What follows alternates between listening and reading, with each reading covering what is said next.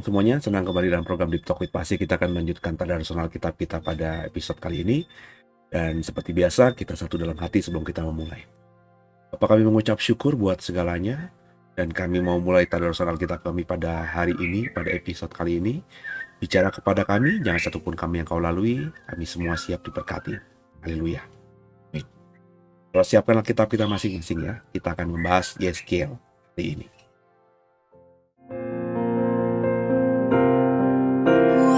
Seribu rebah di sisiku, kau tetaplah Allah penolongku. Walau 10.000 rebah di kananku, takkan ku goyah sebab Yesus sertaku.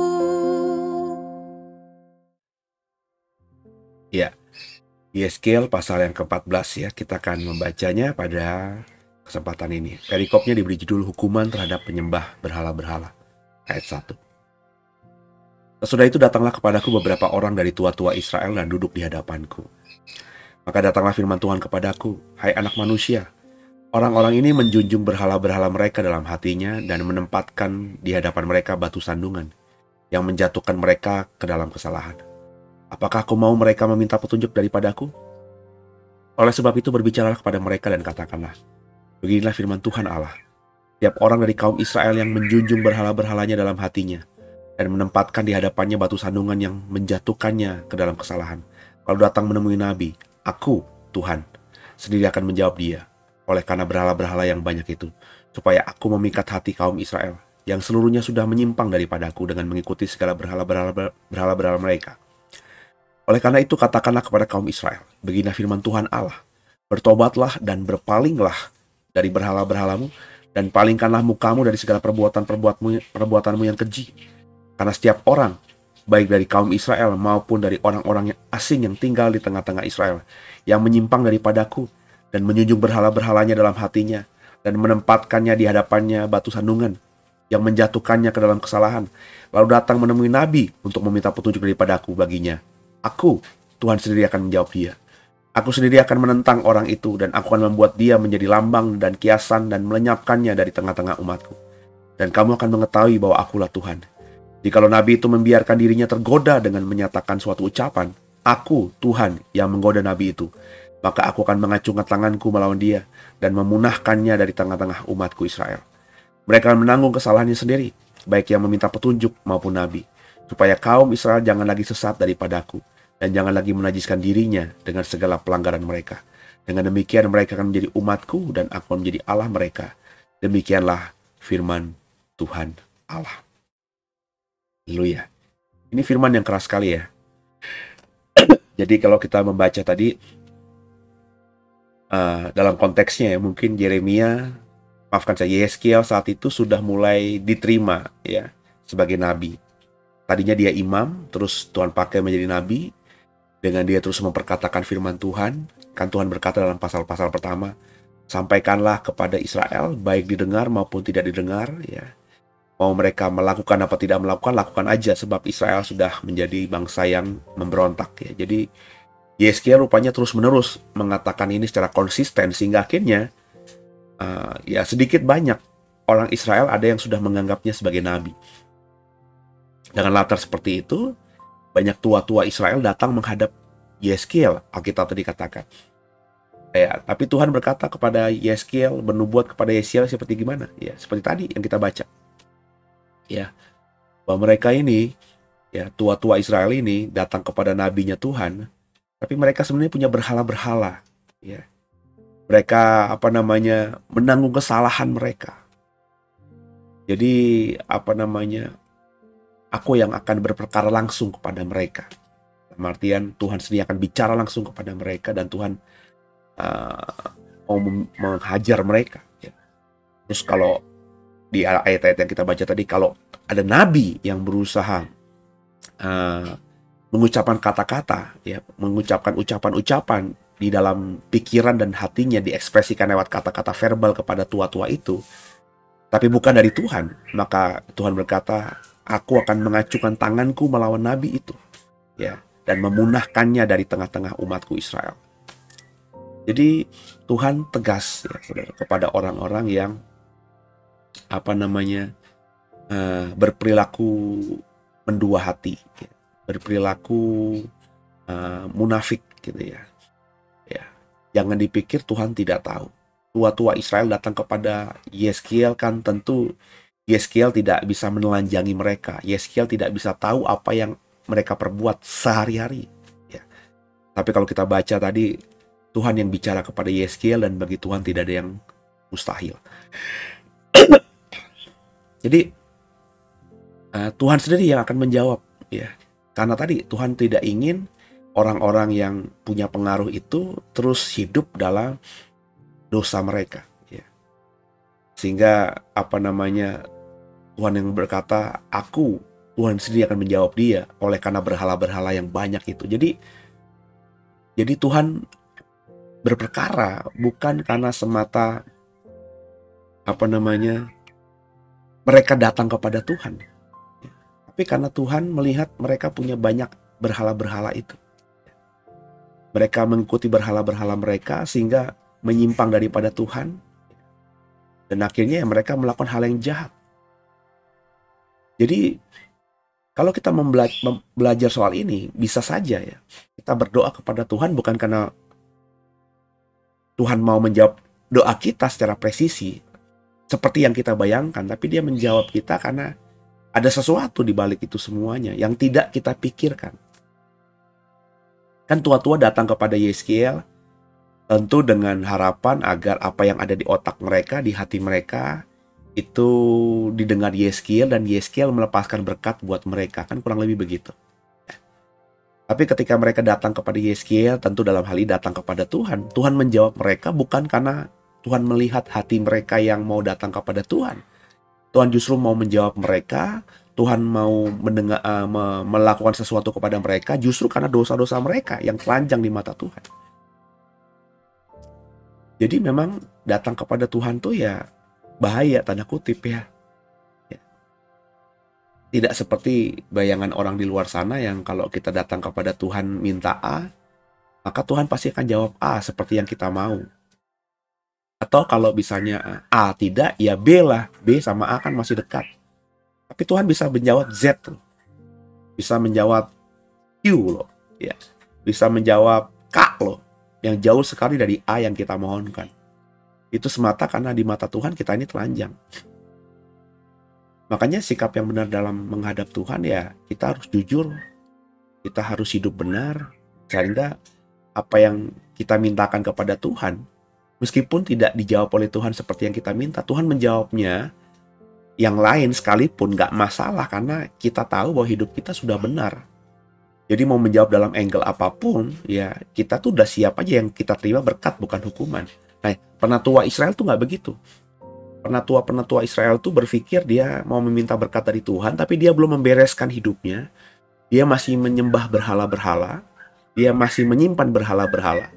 Hingga ketika Tuhan melihat mereka datang kepada Yeskiel, tanda kutip datang kepada dia ingin meminta sesuatu, Tuhan bilang kepada Yeskiel, aku akan menjawab mereka. Ya. Tapi menjawab mereka karena berhala-berhala yang mereka sembah. Berarti kan itu tensinya, Tuhan ingin menghukum mereka. Bayangin datang kepada Tuhan, pengen diberkati, tapi pulang dengan membawa hukuman. Kenapa? Karena hidup para tua-tua Israel ini belum benar dan berkenan kepada Tuhan. Jadi kalau ada orang bilang, kalau gitu lebih baik nggak usah doa sama Tuhan dong, nggak usah minta sama Tuhan dong. Kalau dalam konteks ini lebih baik seperti itu. Karena niatnya minta berkat, malah yang didapat adalah hukuman. Dan ini juga berlaku bagi nabi-nabi lain, nabi-nabi Tuhan, yang karena mungkin sungkan kepada penatua-penatua yang dihormati karena usia, karena kekayaan, karena pengaruh, sehingga hamba-hamba Tuhan ini, nabi-nabi Tuhan, berkata-kata ya bukan dari Tuhan, tapi berkata-kata untuk menghibur mereka. Tuhan bilang apa tadi? Hati-hati. Ya, kalau kamu nanti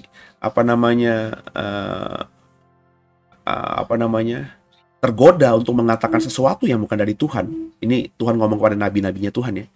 Yang bukan daripadaku, ya. Aku, ya, akan mengacungkan tanganku melawan kamu. kamu benar-benar tidak hidup, tidak menjadi pelayan Tuhan, tidak memperkatakan apa yang kuperintahkan, maka aku akan mengacungkan tanganku melawan kamu. Nah, banyak hari-hari ini juga orang yang mengaku hamba-hamba Tuhan itu ya berkata-kata sesuai hikmatnya saja. Berkhotbah tidak digumuli, mengajar tidak digumuli, melayani orang tidak dalam persiapan yang sungguh. Karena sudah punya jam terbang, mereka siapkan diri mereka ya ala kadarnya saja. Sehingga mereka yang mereka katakan tuh kata-kata mereka, bukan kata-kata Tuhan. Dalam dalam yang namanya khotbah, ya ayat firman Tuhan tidak digali dengan sungguh. Ya bacalah, mana ada khotbah tidak baca ayat Alkitab, tapi ngomongin ngelantur kemana-mana, ngomongin apa-apa, ngomongin sesuatu yang di luar Alkitab, ngomongin sesuatu yang berdasarkan hanya pengalaman hidupnya, pengalaman sebagai dukun lah, pengalaman sebagai orang yang tidak percaya lah, pengalaman sebagai seorang penjahat lah. Awalnya mereka berkata demikian menjadi kesaksian untuk memperkuat apa yang mereka mau sampaikan, tapi karena orang lebih suka, memang cenderung manusia lebih suka kesaksian, saudara. Saya jujur masih ingat zaman saya kecil, kenapa saya tertarik kepada Kristen lebih dalam lagi. Saya lahir Kristen karena pernah suatu waktu di gereja lama saya, gereja Protestan, saudara, yang mimbarnya tinggi itu, diundang seorang pengkhotbah. Nah, dia tidak pakai nama pendeta, tapi evangelis, ya, penginjil gitu ya, yang dari seberang, yang berasal dari sebuah suku yang sangat hijau, ya, hampir semuanya tidak Kristen. Kemudian dia juga punya pengaruh luar biasa, dalam artian dia adalah selebritis di zaman itu, bayangin di tahun sekitar 90-an. Saya sebenarnya tidak kenal dia, cuman orang-orang tua saya, ya tante saya yang ada di gereja itu, om-om dan orang tua saya sendiri kenal dia karena sering seliweran di TVRI gitu, zaman dulu baru TVRI, saudara. Terus diundang khotbah di sebuah acara, gitu. Saya lupa acara apa. Cuma khotbahnya lama emang, 1 jam lebih. Yang tidak biasa di gereja saya, karena biasanya khotbah pendeta di gereja saya itu ya 15 menit, 20 menit itu pun ngebaca ya. Terus dia kesaksian banyak, kesaksiannya luar biasa. Pengalaman dia akhirnya bertobat, bertemu dengan Tuhan, itu yang dia saksikan. Ya, yang saya mau katakan bahwa mendengarkan kesaksian pertobatan orang, dari dulunya dukun menjadi anak Tuhan, dari dukunya penyembah berhala jadi anak Tuhan, dari dulunya tidak Kristen menjadi Kristen, dari dulunya penjahat sekarang hidup benar, itu kan memang luar biasa ya. Senang kita mendengarkan orang bertobat seperti itu. Tapi ya tadi, apakah mimbar Tuhan hanya untuk orang bersaksi sedemikian? Kalau mendengarkan kesaksian hanya dari pengalaman orang, ini kan terlalu subjektif. Orang harus diajar tentang kebenaran Tuhan dari Alkitab kita yang objektif. Objektif itu maksudnya apa? Ya, memang itu dasar Kristen. Dasar yang harus diajarkan kepada orang Kristen, yakni Alkitab, bukan kesaksian orang. Ya, kita sering tergoda. Banyak hamba Tuhan sekarang ini ya cuma kesaksian aja. Cerita pengalaman dia, sharing soal pengalaman dia dan apa yang dia tahu tentang masa lalunya. Bagi saya itu kurang tepat. Kalau dia melakukan itu di awal pelayanannya, karena orang belum kenal dia, seperti Paulus, ya tentu dia harus mengenalkan dirinya dulu. Tapi Paulus, perhatikan, ketika sudah dikenal gereja, dia tidak pernah ngomongin soal masa lalunya sebagai seorang Farisi, murid Gamaliel, orang Yahudi asli, pemahamannya soal Taurat. Tidak, nggak pernah dia omongin lagi. Yang dia sampaikan cuma kabar baik saja. Perkataan-perkataan imannya tentang Yesus yang memberikannya kasih karunia keselamatan itu yang diajarkannya terus. Itu yang bisa kita baca dari surat-suratnya Paulus. Jadi saudara, hati-hati dengan semua tadi, dan hati-hati juga bagi kita-kita yang menganggap diri kita adalah nabi atau hamba Tuhan.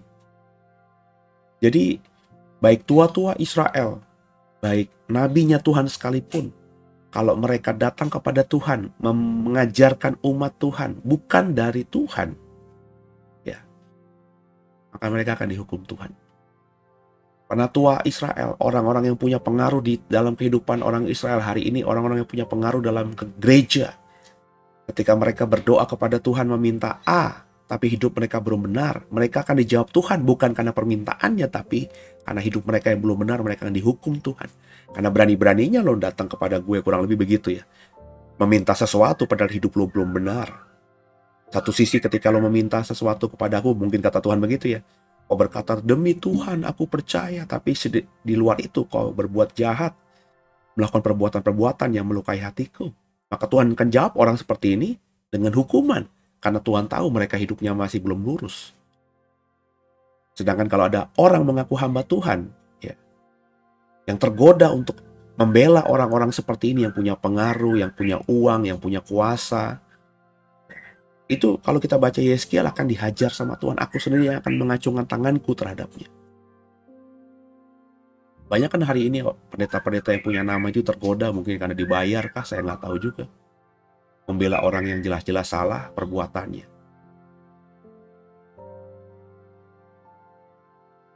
Jadi, ya Tuhan akan benar-benar seperti di zamannya pembuangan di Babel. Men-screening orang, sehingga orang nanti Tuhan harapkan orang yang pulang ke Yerusalem dari Babel, imam-imam, nabi-nabinya Tuhan yang ikut kembali ke Yerusalem nantinya ketika sudah dibuang ke Babel puluhan tahun, itu orang-orang yang benar-benar punya motivasi yang benar, punya iman yang benar. Itu harapan Tuhan tentunya. Kita baca ayat berikutnya. Sama-sama kita baca. Hukuman tidak tertegakkan lagi. Ayat 12 ya. Kemudian datanglah firman Tuhan kepadaku, hai anak manusia, kalau sesuatu negeri berdosa kepadaku, dengan berubah setia dan aku mengacungkan tanganku melawannya dengan memusnahkan persediaan makanannya dan mendatangkan kelaparan atasnya dan melenyapkan dari negeri itu manusia dan binatang, biarpun di tengah-tengahnya berada ketiga orang ini, yaitu Nuh, Daniel, dan Ayub, mereka akan menyelamatkan hanya nyawanya sendiri karena kebenaran mereka, demikianlah firman Tuhan Allah. Atau jikalau aku membuat binatang buas berkeliaran di negeri itu yang memunahkan penduduknya sehingga negeri itu menjadi sunyi sepi dan tidak seorang pun berani melintasinya karena binatang buas itu. Dan biarpun di tengah-tengahnya berada ketiga orang tadi, demi aku yang hidup, demikian firman Tuhanlah, mereka tidak akan menyelamatkan baik anak laki-laki maupun anak-anak perempuan, hanya mereka sendiri akan diselamatkan. Tapi negeri itu akan menjadi sunyi sepi. Atau jikalau aku membawa pedang atas negeri itu dan aku berfirman, hai pedang, jelajahilah negeri itu, dan aku melenyapkan dari negeri itu manusia dan binatang, dan biarpun di tengah-tengah mereka berada ketiga orang tadi, demi aku yang hidup, demikian firman Tuhan Allah, mereka tidak akan menyelamatkan baik laki-laki, baik anak-anak laki-laki maupun anak-anak perempuan, tapi hanya mereka sendiri yang akan diselamatkan. Atau jikalau aku mendatangkan sampar atas negeri itu dan aku mencurahkan amarahku atasnya, sehingga darah mengalir dengan melenyapkan negeri itu dari manusia dan binatang, dan biarpun Nuh, Daniel, dan Ayub berada di tengah-tengahnya, demi aku yang hidup, demikianlah firman Tuhan Allah, mereka tidak akan menyelamatkan baik anak laki-laki maupun anak perempuan, melainkan mereka yang menyelamatkan hanya nyawanya sendiri karena kebenaran mereka. Ya, beginilah firman Tuhan Allah. Jauh lebih daripada itu, kalau aku mendatangkan keempat hukumanku yang berat-berat itu, yaitu pedang, kelaparan, binatang buas, dan sampar atas Yerusalem, untuk melenyapkan daripadanya manusia dan binatang. Tapi sungguh akan tertinggal di sana orang yang terluput, yang mengiring keluar anak-anak laki-laki dan perempuan. Lihat, mereka akan datang kepadamu dan kamu akan melihat tingkah laku mereka, dan kamu akan merasa terhibur tentang malapetaka yang kudatangkan atas Yerusalem. Ya, tentang segala-galanya yang kudatangkan atasnya. Mereka akan menghibur kamu kalau kamu melihat tingkah lakunya, dan kamu akan mengetahui bahwa bukan tanpa alasan kuperbuat segala sesuatu yang kuperbuat atas Yerusalem. Demikianlah firman Tuhan Allah. Jadi intinya dalam ayat-ayat yang kita baca ini, Tuhan kembali menegaskan bahwa kalau Tuhan sudah berniat, berikhtiar, gak ada yang bisa mengubahnya. Itu poin dari ayat-ayat ini yang Tuhan taruhkan di hati saya, yang saya dapatkan, rema yang saya dapatkan. Bahkan event itu adalah Nuh, orang yang terima kasih karunia, entah itu Ayub dan Daniel sekalipun, kata Yeskiel. Ini tiga orang yang luar biasa imannya kan. Ayub, anak-anaknya semua pesta pora, dia selalu bersyafaat. Dalam konteksnya Ayub, imannya dia pun tidak bisa menyelamatkan anak-anaknya. Nuh itu merespon kasih karunia dengan luar biasa, tapi lewat imannya pun Ya, iman yang luar biasa pun tidak bisa menyelamatkan banyak orang yang hidup di zamannya. Entah itu bapaknya, ibunya, keponakannya, adiknya, kakaknya, dan orang-orang di sekitarnya. Semuanya mati.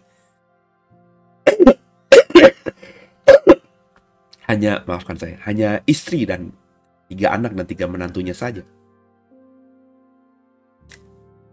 Jadi, yang saya dapatkan di sini, kalau kita dalam penghukuman Tuhan, dan andai di Indonesia ini ada hamba Tuhan yang hidup benar, Tuhan senang sama dia. Tapi kalau Tuhan mau hukum Indonesia, hamba Tuhan ini bersyafaat berdoa sekalipun, itu nggak bisa. Nggak bisa mengurungkan hukuman kebinasaan yang Tuhan sudah memberikan kepada Indonesia ini. Jadi yang saya mau katakan, saudara, jadilah orang yang menyadari bahwa keselamatan itu sifatnya pribadi. Saudara tidak bisa berlindung gitu ya, bernaung gitu ya, dalam sebuah komunitas gereja, komunitas Kristen lah. Semuanya baik dan kau brengsek sendiri dan kau berkata kau akan menjadi baik nantinya. Selamat nantinya. Kau punya orang tua yang baik, orang tua yang taat sama Tuhan. Terus kau berkata aku kan anaknya, maka aku akan selamat karena iman orang tuaku. Kau gak bisa berkata demikian. Terbukti selevel Nuh, Ayub, dan Daniel sekalipun tidak akan bisa menyelamatkan Yerusalem ketika Tuhan ingin memunahkan Yerusalem. Di ayatnya terakhir, makanya nanti ketika kau tahu Yerusalem dihukum Tuhan, dan ternyata ada beberapa orang yang diluputkan Tuhan dari hukuman itu, keluar dari rumah mereka, dari reruntuhan rumah mereka, dengan membawa anak laki-laki dan perempuan, maka kau akan bahagia. Ya, meskipun yang lainnya binasa, karena Tuhan masih menyelamatkan orang-orang tertentu karena iman mereka. Dikatakan yang keluar di sini adalah orang yang terluput, yang mengiring anak-anak perempuan dan anak-anak laki-laki. Di mana orang tua, anak-anak laki-laki dan anak-anak perempuan itu? Di mana opa-oma mereka? Mereka semua binasa karena Tuhan binasakan yang dosa. Jadi dari tadarusan ini, ya, saya ingin mengajar saudara untuk terus punya iman yang benar, hidup dalam pertobatan yang benar. Saya sebenarnya, kalau kau lihat suara saya batuk berkali-kali, saya kondisinya lagi nggak enak juga, lagi flu juga nih, saudara, lagi batuk. Tapi saya berusaha untuk terus eksis dalam artian konsisten untuk melayani dalam program Deep Talk with Pase ini. Semata-mata karena saya tahu bahwa waktu Tuhan buat saya, waktu Tuhan buat kita itu tidak lama. Ya, meskipun saya hanya memakai setengah jam, 1 jam dari hari-hari saya, 24 jam untuk buat rekaman seperti ini. Tidak yang waktu yang banyak gitu ya, mayoritas, tapi hanya minoritas, hanya 1 jaman kurang lebih. Tapi saya berharap 1 jam ini efektif begitu, untuk membuka cakrawala wawasan saudara, iman saudara, perasaan saudara, pikiran saudara, bahwa kita nggak bisa lagi menjadi orang yang bergantung pada orang. Ya.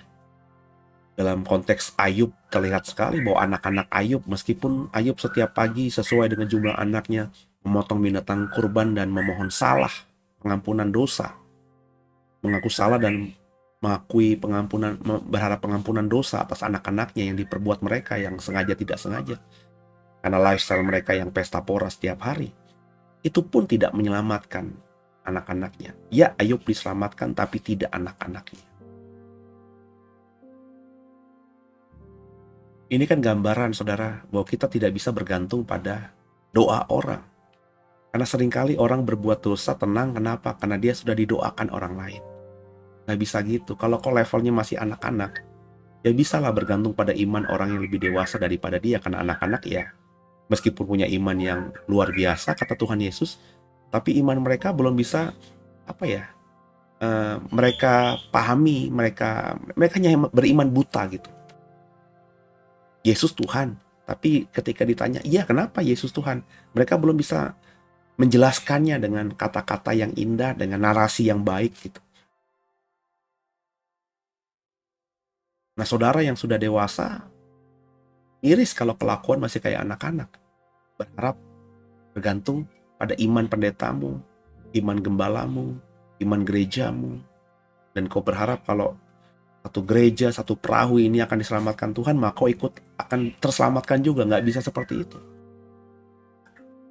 Maka bertobat dengan sungguh. Pada kesempatan ini, ya di bulan-bulan sebelum kita menutup 2022, maafkan saya.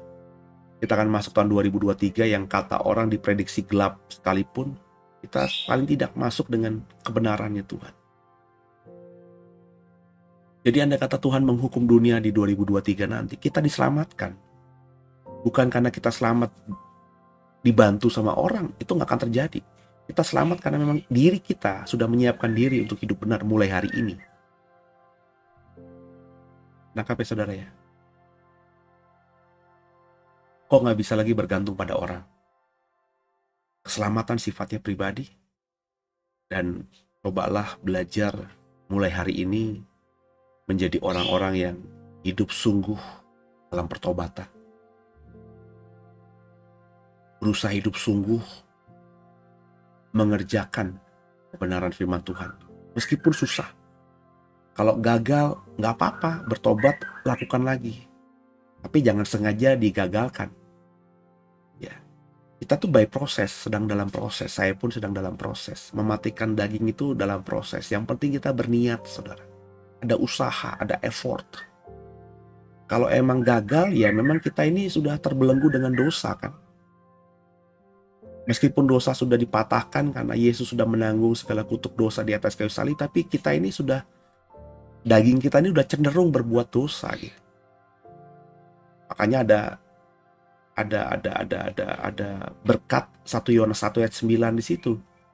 Kalau kita dosa, kita tinggal mengaku dosa, maka Allah akan mengampuni dosa kita. Gunakan itu. Ketika kita sudah bertobat, kita usahakan lagi, berjuang mati-matian dengan sungguh-sungguh, bukan dengan sandiwara. Cuma berusaha doang tampilannya, tapi hatinya nggak sungguh-sungguh.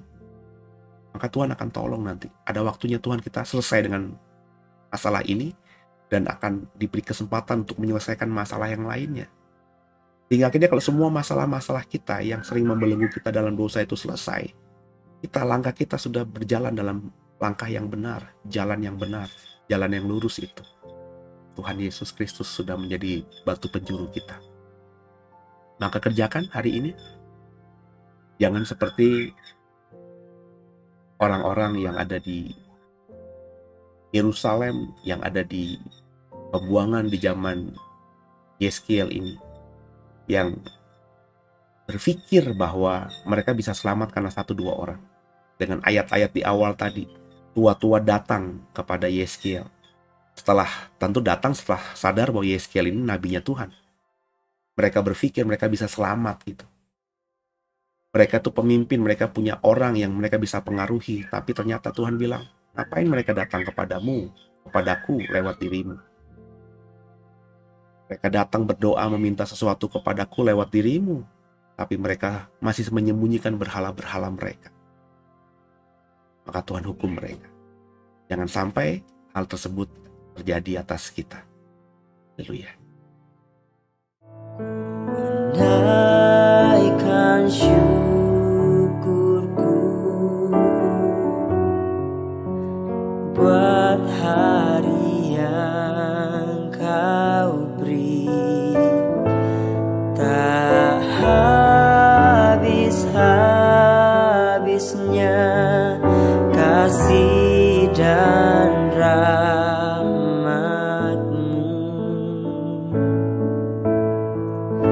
Selalu baru dan tak pernah terlambat pertolongan.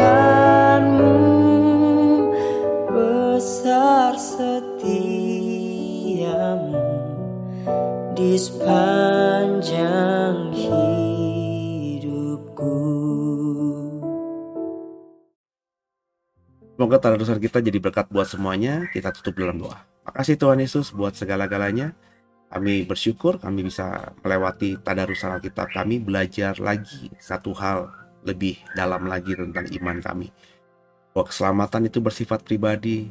Kalau Tuhan sudah menghukum, meskipun ada orang hebatnya Tuhan di sekitar kami, itu tidak akan menyelamatkan kami.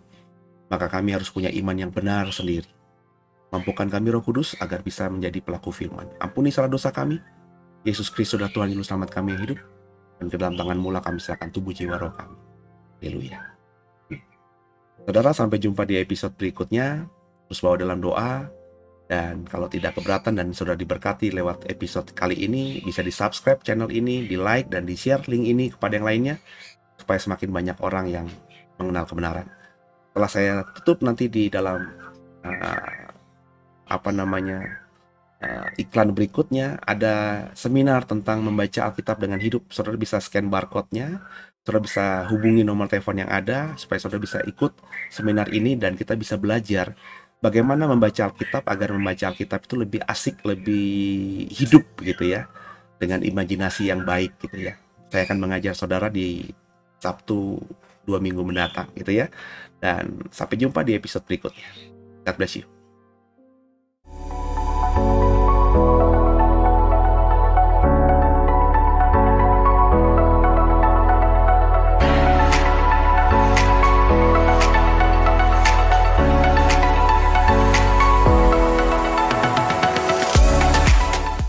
Shalom. Di tanggal 12 November ini, Sekolah Alkitab on the Way akan mengadakan live webinar via Zoom dengan tema Membaca Alkitab Lebih Hidup, mengundang Bapak Ibu semua yang mau sama-sama belajar bersama kami. Untuk info lebih lanjut ataupun mendaftarkan diri, dapat langsung scan barcode atau juga bisa menghubungi nomor yang tertera di layar Anda. Tuhan Yesus memberkati.